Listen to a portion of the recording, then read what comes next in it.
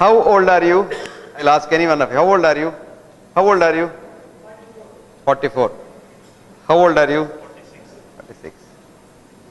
How old are you? 73. No, this is not your age. Which means you don't know biology.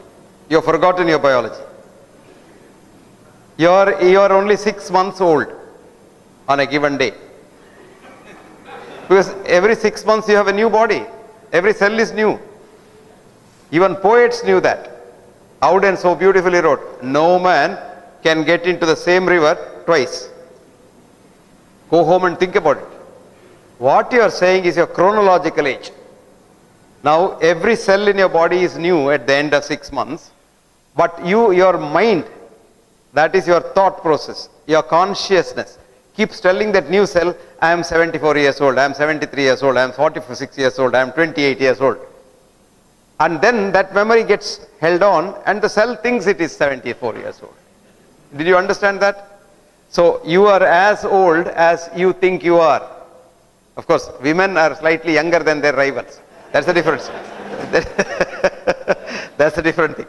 That's the definition by, slightly different definition. Now, I was asked to speak or lecture in honor of this great man sitting here, Professor P.C. Thomas. He was described as a good teacher. Who is a good teacher? A good student is a good teacher. A good teacher is not one who comes to the class and verbatim repeats what is in the book onto the student's notebook without letting the student think, and he, of course, doesn't think. That's a menace of a teacher. I call them as banking system teachers. But the true teacher is a midwife. What does a midwife do? She stands by the side of a pregnant mother in pain, coaxing her, cajoling her, empathizing with her, sympathizing with her, provoking her. Who delivers? The mother. In the class, the teacher delivers. No, you should not deliver. Because if you know biology again, on the day you are made in your mother's womb, not on the day you are born, that little speck of you, today you may be 70 kilos. That day, do you know how heavy you were? Roughly, how heavy you were? That is today. No, when you were made in the mother's womb,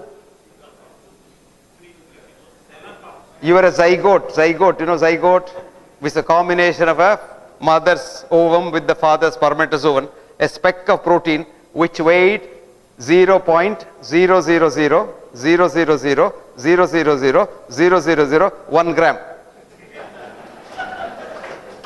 I'm not joking, I'm seriously telling you. But that one speck of protein knows and knew all about this universe, posteriori and priori. Because there are no two zygotes alike in this universe. If you want to be unique, you should know everything else. Supposing you want to come here with a white shirt and you don't want others to wear a white shirt, you want a unique white shirt man, you should know what shirts and trousers the others are wearing. So that is why the thinker said, no man or a woman can teach any man or a woman what he or she already does not know. So what is education? Educe, E-D-U-C-E, in Latin means bring out, deliver. So you deliver the best in man. So education or teaching is trying to get the best out of the student. And that is a good teacher. That is why P.C. Thomas is a good teacher.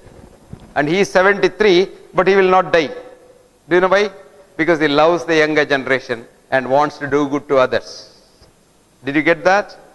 Because you are here for others' sake. Now I'll take you a little further in biology. Fish biology also is the same. Biology does not have a science. Did you know that? You all thought it's very scientific. You're talking of science. I've written papers. I'm a PhD. And I saw some papers there I was reading. And this is not science. What is science? Any definition of science that you want? Science is a method. Science is just a method to understand this universe. Whether it is a fish universe, man universe, leg universe, or whatever universe.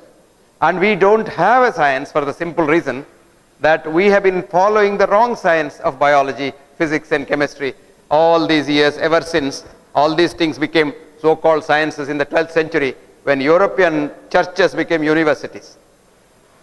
And at that time, everybody thought they are the, but science changed completely in 1925. Does anyone know why science changed in 1925? No. The conventional sciences started probably in the 17th century with a boy called René Descartes, who thought the thinking part of man is different from the other part of the body. Cogito ergo sum. So he said, res cogitans, the thinking part, res extensa, the other parts. Cut off. He cut the body from the mind. So we started with reductionism. Today you don't look at the fish as a whole. You look at the fish, one cell of the fish or one leg of the fish, and then study that. That is not the whole fish. And you would be surprised. Fish has a consciousness. Fascinating consciousness. Fish knows what to do. A fish born in Mangalore can go to New York if nobody catches it. But it will come back to Mangalore to die if nobody kills it. Because fish has a fascinating piezoelectric crystal in its eye. And it is from there we understood in so-called science the ultrasound sonography. Sound, supposing I talk, sound goes in every direction. But ultrasound goes only in straight line. And when it goes and hits the wall, it comes back. This is called the ultrasound philosophy, which was learned from fishes by the Navy of Germany in the Second World War. And the naval sonar was developed on the fish eye pattern with the piezoelectric crystal, which vibrates and then throws the ultrasound. And the ultrasound goes and catches the enemy submarine, comes back. Then they know exactly where the enemy submarine is, you can bombard it. From that data, we have now got medical ultrasonography. You are pregnant, we will put that thing on your tummy and say your fetus is male or female, has legs or no legs, or head or one head or two heads and things like that. Or we put it in the heart and say how big or how small is the heart. Most of this is only shadow study, studying the shadows. Shadow is not the man. You would see in the morning you have a long shadow. At noon you have no shadow at all. Evening you have again long shadow. So you are not three human beings, you are only one human being. But we doctors depend on the shadows and treat patients. We don't treat the human beings, we treat the reports. This is where science has come now. Now what is then science then? The true science is trying to understand this universe, which the understanding has changed now. This universe was called by Indian philosophers of Sankhya age as a miracle, Maya. And today's latest science, the 21st century science says, in German, it says Wirklichkeit. Wirklichkeit is a word which means drama, changing drama. The world is a changing drama. It is there, it is not there. Even physics, for example. I was thinking that I am good at keeping people awake, but this young lady is sleeping right in the front bench. Let her sleep. I don't mind people sleeping. But I have only one objection. Don't snore because your neighbor also wants to sleep. Coming back to science, 1925, there was a student in the class. And his teacher was quote unquote great. His name was Albert Einstein, which you and your textbooks say was a great man, a great scientist and what have you. But you never allow our students to find out whether it is true or not. Because our system is such that we don't have education now. We have educare. You give him a syllabus. He must know what you tell him. In short, Alexis Carrel, Nobel laureate, is a scientist, is a doctor, a physician, a surgeon rather, who wrote, very interesting, every newborn child is a genius to be converted into an idiot in school. Rabindranath Tagore went to school and he found school difficult, first class, impossible. So he came and told his father, I don't want to go to school. Because it's very difficult. So father said, okay, do what you like. Never went to school. But the man gets a Nobel Prize in 1913 for English poetry. Can you believe that? He has not studied English in Cambridge school or Montessori school or Australian school and things like that. No, he never studied. He wrote Geetanjali in Bengali. Somebody told me, oh, you should have written it in English, man. You should have gone to school. You would have got a great thing. He said, okay, you want me to write it in English? I'll write. And he studied English. Who taught him? Not P.C. Thomas. He taught himself. And within 2 years, he wrote Geetanjali de novo in English. That was in 1911. And nobody bothered. Who is Tagore? Nobody knows. If you are somebody very big, then whatever you say goes. And that too, if you get a prize like Nobel Prize and all, you can say, this is now night. They'll say, yes, because he's a Nobel laureate, he said it's night. We must be all wrong. He must be right. This is a foolish thing. If you read that book called Prize, you know how you get Nobel Prize. It's one of the biggest lobbying that goes on in this world, and usually the wrong people get it. That's besides the point. Now come back to our science. This boy was in the class, and Albert Einstein was talking big things about physics. E is equal to mc squared, blah, blah, blah. This boy got up and said, sir, you're wrong, and you're talking through your hat, and all your thinking is wrong. That's not the correct formula. And he gave a formula. PQ is not equivalent to QP. This is called the uncertainty principle. And what happens to a student who gets up and tells his professor, you're wrong? What happens? He becomes an outstanding student. Yes. His name was Werner Heisenberg. He became an outstanding student for 31 years. This was in 1925. He propounded the uncertainty principle. PQ is not equivalent to QP. And it was in 1956, after Albert Einstein died in 55, that he gets the Nobel Prize for physics. The only Nobel Prize which is worth its weight, probably not even in diamond, platinum, is worth its weight of something which is very, very good. Now that is the principle which changed science. So if you think, have you heard of the fish net hypothesis? Fish net hypothesis. Anyone? You're all ichthyologists, right? You know ichthyology? Studying fish. So ichthyologists wanted to start science. So they said, okay, we will study fish. So they went to the sea and had a net, collected the fish, brought it to their laboratory and measured it with what I was seeing there, some measure, weight measure and something, vernier caliper or whatever they measured, and came a hypothesis. They wrote a piece, it became a PhD thesis saying that all fish in the sea are bigger than 2 inches in size. Became a hypothesis. It was accepted by the peer reviewing committee and it was published in the International Journal of Ichthyosis. Right? Then what happened? It went on. Everybody accepted it because market, immediately it was taken to the market. So market said any fish bigger than 2 inches is sea fish, come on, I will sell it. They made money. So science is money, making money. And then there was a thinker called P.C. Thomas who said, why every fish must be bigger than 2 inches? So P.C. Thomas went to the sea with a smaller net hole. So he caught less than 2 inches also. So science is called fish net hypothesis. This hypothesis was propounded by a great Nobel laureate physicist. His name is Sir Arthur Stanley Eddington. Eddington was a contemporary of Einstein. Actually, to make Einstein great in the textbooks, this Eddington is responsible. So Eddington brought him to the English speaking world. Einstein was not even known because what work Einstein quoted was all original work of Lorentz, Poincaré and Fitzgerald. And Einstein's wife nicely plagiarized it and wrote a paper putting all the things together because they all wrote it in 1899. She wrote it in 1905 and together they published it. And somehow or other, the rest is history. You all have read that. You have read the history but not the truth. Most of the time history is not the truth. Now coming back to our friend Eddington. Eddington put forward this hypothesis saying that science is not sacrosanct. Science cannot really answer any question. Certain questions science can never answer. Like for example, is there God? A MSc scientist will say, no, not likely because I have not seen him. I can't measure him in my laboratory. So where is God? PhD scientist says, there is no God. Forget about it. There is no God at all. How can he be there? I have not seen him. I am a PhD. How can he be there? So God doesn't exist. But then a thinking Nobel laureate, whose name is Peter Medawar, wrote a beautiful book. Small book, read it.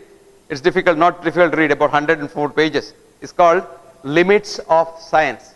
Book's name is Limits of Science, where he says, come sir, why don't you sit down? Our Australian friend. I know, he believes Latest scientific research in medicine says sitting in the chair reduces your lifespan. I'm not joking. That is called reductionist science.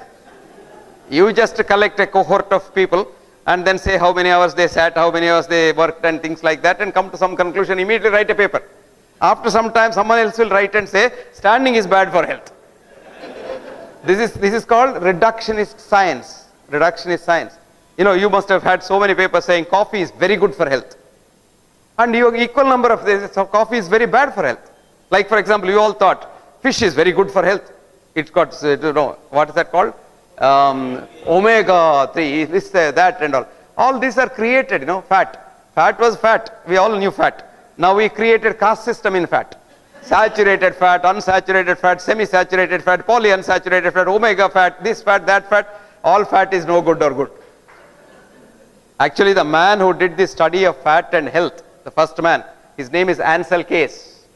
Ansel Keys was given $110,000 to find out the relationship between fat and heart disease. So Ansel Keys went to Australia, he went to Malaysia, he went to India, he went to Japan, he went to USA, studied groups of people, and then put it together in a XY graph. That's what you do, no? One X here, this fat here and heart attack here. It was not a straight line. Whenever you are given grant money, you are indirectly told you must get positive results. No, I'm not joking, man. I'm not joking. Am I joking? No. What I am talking here, I may make it look a little hilarious, but it's not just the science, 100% science that I am talking to you. So Ansel Keys had real problem. So he sat. This is called doctoring your data. So he sat down and then what to do? I must get a straight line. So he sat and maneuvered. After 22 countries he studied, he eliminated very conveniently 15 countries. I mean, nobody knows, no? If you read his paper, you don't know this, but you must go deep into it, you will get to know. Now what happened? He got a straight line. At the bottom was Tokyo, Japan, at the top was USA, and in between Germany, US, and some 4 or 5 countries. Australia was not there because it was eliminated. So he wrote a paper in 1951 saying that fat is the be all and end all of atherosclerosis and heart disease. 1961, there was a thinking biochemist in London University. He's very, very interesting fellow. This fellow did a study, same data he took. Instead of fat, he took sugar. So he put sugar in the x-axis, heart attack in the y-axis, and straight line. And he said, cane sugar is the be-all and end-all of atherosclerosis. 1963, I had a colleague of mine in the London University. We were working together. He was a very good cardiologist. So he was collecting data on number of trousers sold in Europe since the Second World War and heart attack. So he put the thing, straight line again. What does it mean? Since the Second World War, there was affluence in Europe. Europe had more money. So people ate more sugar. People ate more fat. People bought more trousers. And now this is called what is called parallelism. These two things go up. If you have a lot of money, don't you buy 2 trousers? Suppose you didn't have money, you will buy only 1 trouser. If you still didn't have money, you will only have a loincloth. So this is what happens in society. But then you call it a cause effect. That's the dangerous thing. Now omega 3 came, omega 6 came, omega 3 went away. Now there are enough papers to say eating too much omega 3 is very bad for the heart.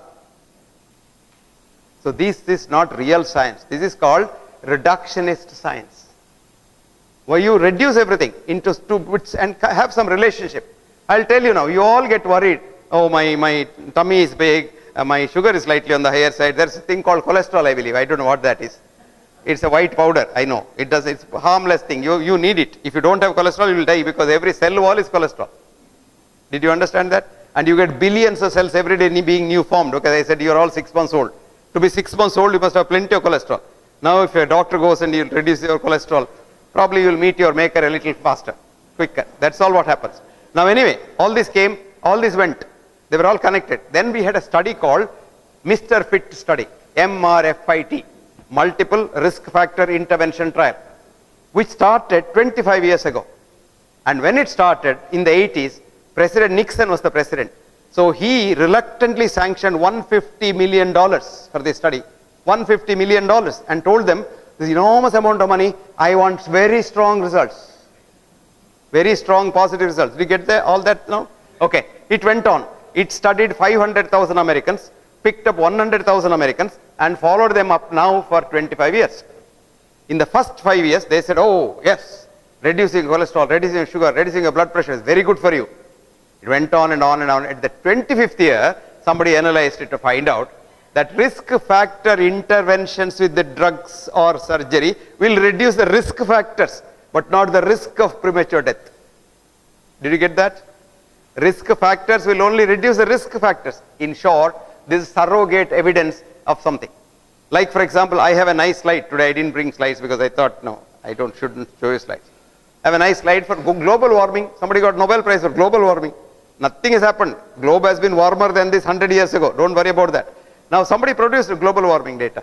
I have a surrogate evidence. I have a slide which shows women's underwear since the 18th century. In the 18th century, the underwear was very big. You know, it used to come almost up to the knee. Then it became smaller and smaller and smaller and smaller. It's almost invisible now because its globe is warming, you know. What is that called? Surrogate evidence. And the MRFIT study showed that at the end of 25 years, intervened people died more than the not intervened people. Did you get that? Whose blood pressure, sugar, everything was tightly controlled with drugs. They were not there, but the others were there still.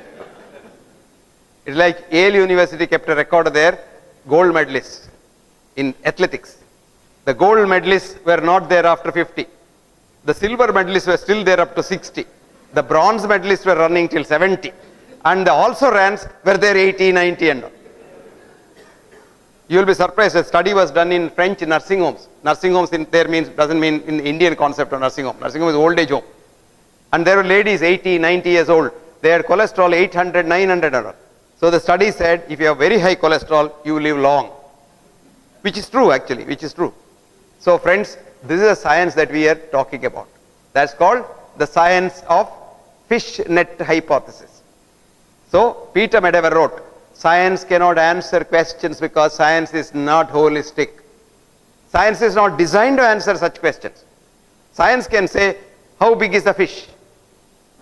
Why is the fish in the sea? Why is some fish not in the sea? Why are some fishes in the river? Science doesn't answer. Where is God? Science doesn't answer. So he says, science is only designed for a particular purpose. Like for example, railway engine is designed to run on a railway track.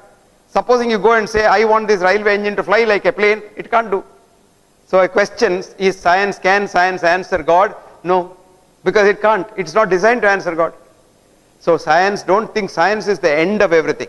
Actually, I would recommend you a good book. It's called Against Method. What's the book's name? Against Method. Our professor from Bombay must read this. Because he is teaching science. So, Against Method. This is written by a man called Peter Feyerabend. F-E-Y-E-R-B-E-N-D. Otherwise, he'll make a mistake in the spelling. F-E-Y-E-R-B-E-N-D. Feyerabend, Paul, he was the professor of science philosophy in the London School of Economics. It's one of the famous schools. And there, science philosophy is a very big department. It was dominated for about 30 years by a great thinker called Karl Popper. Have you heard of Popper? P-O-P-P-E-R? Karl Popper dominated London School of Economics for 30 years, followed by his student Feyerabend. And Feyerabend so beautifully writes. He says, all the ills of the 21st century world are due to the so-called science's superiority, supremacy over all other whites of human thinking. Today you think anything is scientific. What is scientific? Going to moon is scientific, right? Right? Right. Of course, we didn't go to moon. We went to Mars. That doesn't matter. That's because PQ is not equivalent to QP. 2 into 3 may be 6, but 3 into 2 need not be 6 in real science.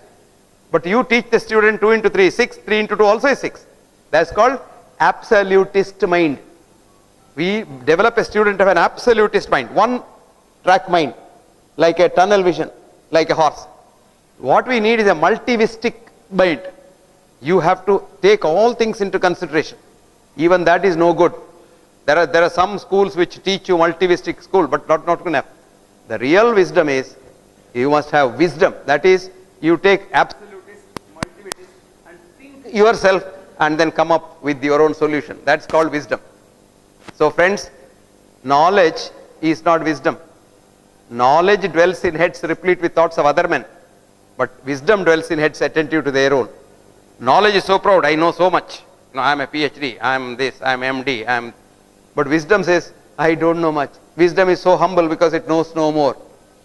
Knowledge and wisdom, far from being one, have nothing in common at all. The wiser you are, the humbler you become, and that's Indian education. Indian education says, Vidya dadati vinayaha. You become humbler and humbler. The humbler you are, more educated you are. But today, education gives you arrogance, degree. This all the Western thoughts, we are taking it and fully imbibing it and saying that's the right way to do it. No, there are other ways to do it also. So coming back to our point, fish for health.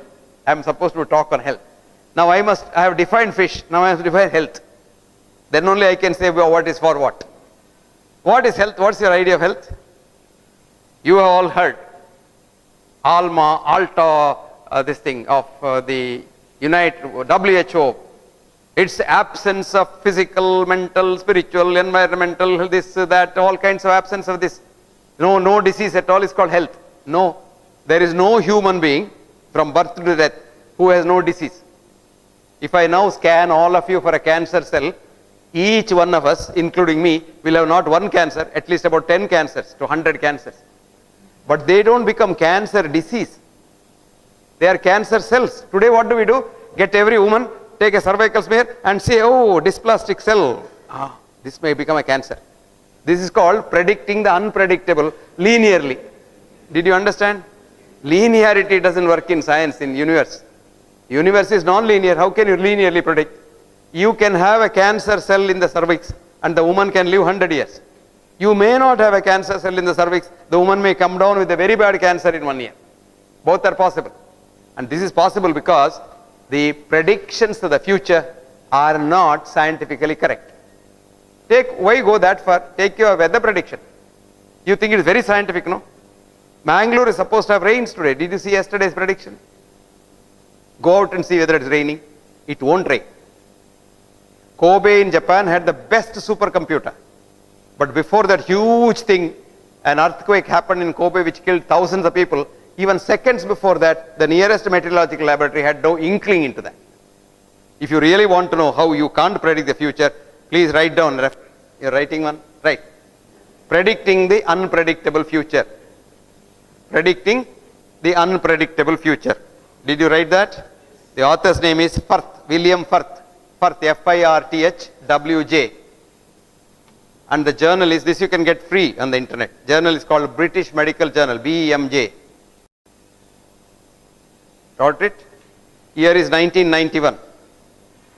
Now Vancouver system you follow, I saw outside. So semicolon 303 colon 1568. Go and see.